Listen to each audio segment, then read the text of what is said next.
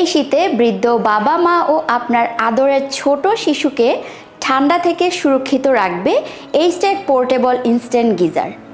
অজু করতে, রান্নার কাজে ও গোসলে ঠান্ডা পানির ভয় নেই। এটা পোর্টেবল, তাই খুব সহজেই বাথরুম বা রান্নাঘরে গিজারটি 1 মিনিটে আপনি নিজেই ইনস্টল করতে পারবেন। মাত্র 5 সেকেন্ডেই এইচটেক ব্র্যান্ডের স্বয়ংক্রিয় এই গিজার থেকে গরম পানি পাবেন।